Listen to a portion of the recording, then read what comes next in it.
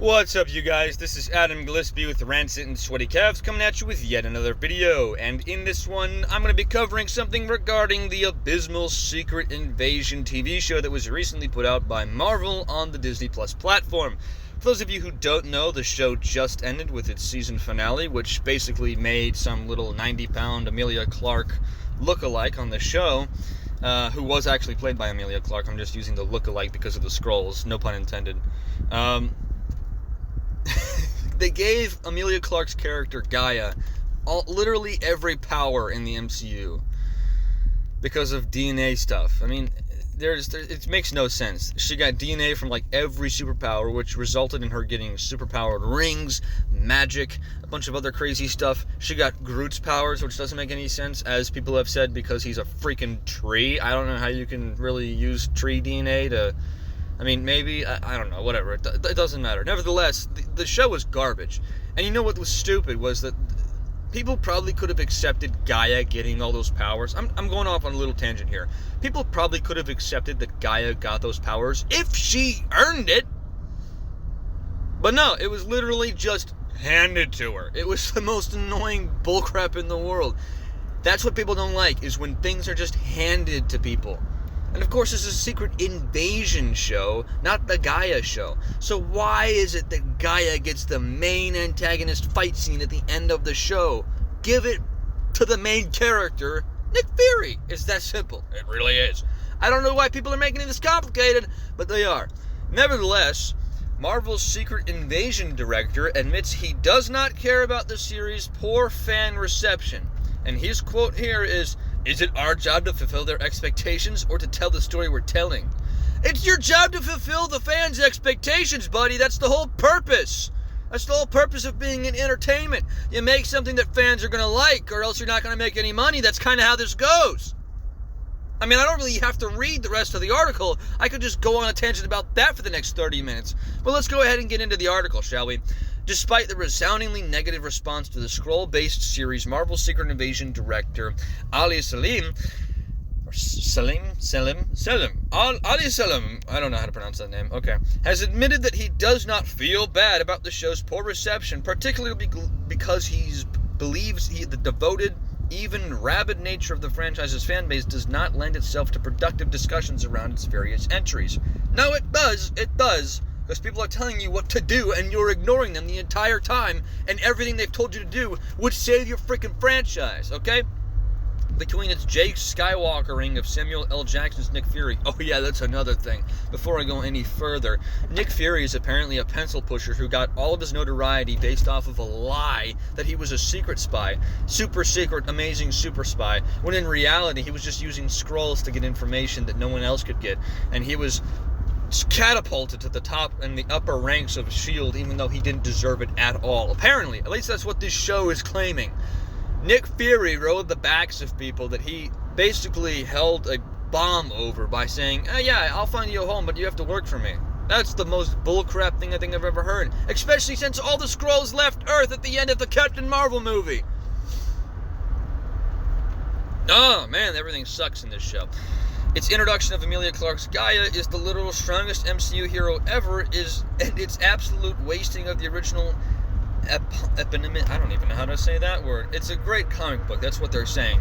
One of Marvel Comics' last good stories, and whose original plot could have easily lent itself to a full MCU phase if done properly. Secret Invasion has been nothing short of a disaster for the reputation of the once esteemed cinematic universe. That is 100% accurate. The Secret Invasion comic book series was amazing, and it's unironically the cartoons. I think the Earth's Mightiest Heroes, the Avengers Earth's Mightiest Heroes cartoon that does the Secret Invasion better as a cartoon than the live-action show that was put like $250 million of cash into this. It's ridiculous. As of writing, per review aggregator Rotten Tomatoes, the series currently holds a disastrous 55% rotten rating among both critics and general audiences. There's a nice screenshot there for you of Secret Invasion. Wow, that's the first time I've seen that. That's incredible. 55% on Rotten Tomatoes for both the critics and the fan base. That's awesome. I'm not even joking. That's incredible. People are starting to line up with each other. Most notably, the series' first season finale in which Clark's Gaia is revealed to possess an overwhelming majority of the current superpowers available in the MCU, and very few overall plot threads are resolved in favor of enticing audiences to see the Marvels, currently holds an absolutely abysmal 8% Rotten Tomatoes score, with even such normally MCU favorable sites as CBR and the AV Club and the Daily Beast absolutely excoriating the episode's disappointing decision. While the series currently holds a collective critic score of 63 on Sister Review aggregator Metacritic, it should be noted that this ranking appears to be based solely on early reviews of the series' first episode rather than the full season. Conversely, in regards to the audience score, 78 Metacritic users reviews have left Secret Invasion with a 3.6 across 78 reviews. Yet despite these scores leaving Secret Invasion as the 5th most panned entry in the MCU, coming in behind Eternals, Ant-Man and the Wasp Quantumania, Iron Fist, and Marvel's Inhumans, this reception has apparently left the aforementioned Salim unfazed. Asked during a post-finale interview with Variety's Angelique Jackson for his thoughts on the series cratering reviews, Salim revealed, I don't read reviews. So this guy doesn't like criticism. With all due respect, he explained, for me, I view the storytelling work I do as a dialogue with an audience. When the show is finished and put up on the screen, that's my half of the dialogue, and the audience then starts their half of the response to it. I think that's valuable, but I don't know how to answer the question. So this guy, you realize that dialogue is more than two conversation pieces, right? Dialogue is more than you say something and the other person says something and that's it. Dialogue is a back and forth between people, not just a, hey, here's my thoughts, take it, and then you go and take your thoughts and look at it. But I won't respond. That's not dialogue. That's you lecturing somebody, them responding, and you not listening. It's not a dialogue, guy. You don't even know what dialogue is. Oh my gosh, what the heck, bro? Come on, it's a back and forth between people. It can be even more than just one person. It can be even more than that. Oh my gosh, dude, come on. At least use the colloquialisms properly. Goodness gracious. I don't feel bad about mixed reviews, Salim then posited. If you had unanimously good reviews, every movie would gross $10 trillion, right? Not really. Because there are movies that are constantly reviewed as amazing, but people don't know about them because they're lower brand movies. They're not high MCU or stuff like that. It's indies and stuff like that. Some of the best movies in the world nobody talks about because they didn't make any money.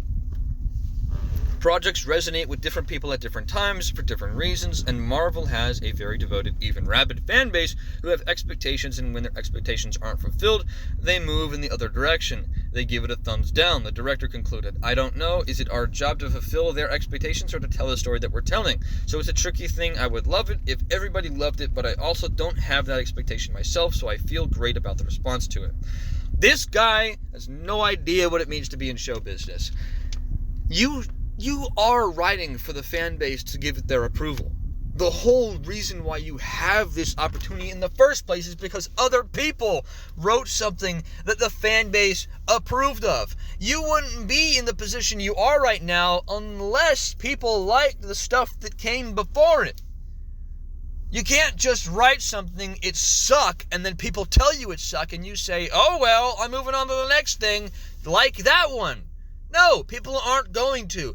The reason why people hated the Clone Saga and Spider-Man was because it was convoluted and ridiculous, constantly.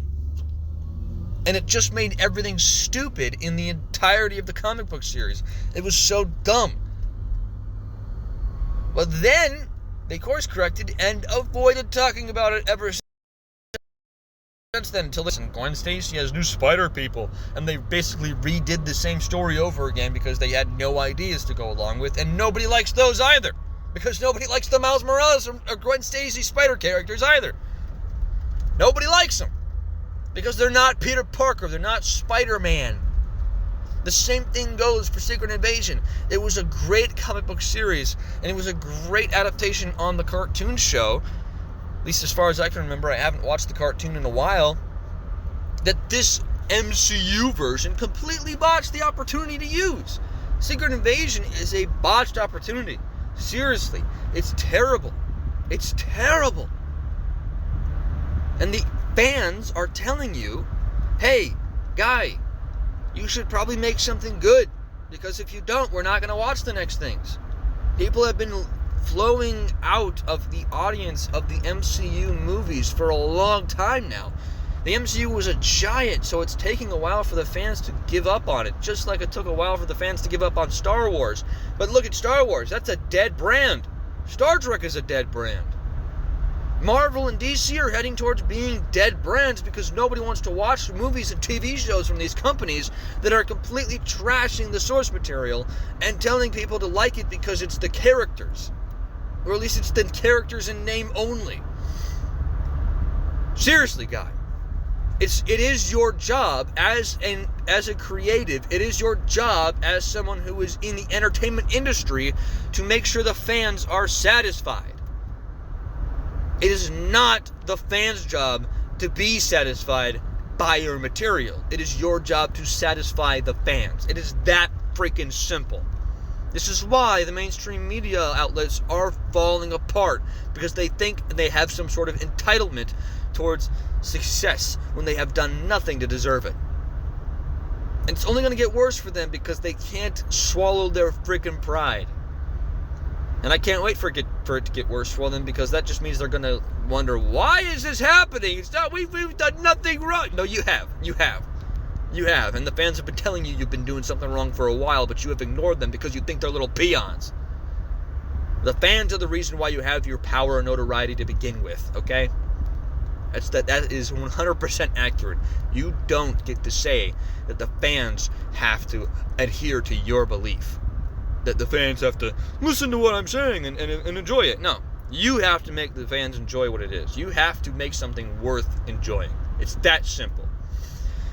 Alright, that being said, that's going to conclude my thoughts on this topic right here. I hope you guys enjoyed the video. If you did, make sure to leave a like, comment down below your thoughts, share this video out there with your friends, subscribe and hit that bell notification icon so you don't miss a single video that I upload, and check me out on my different socials, including my Rumble, which you can look up the name of my Rumble channel on Rumble, of course, by looking up Rancid, capital RANTSIT, all one word, no space.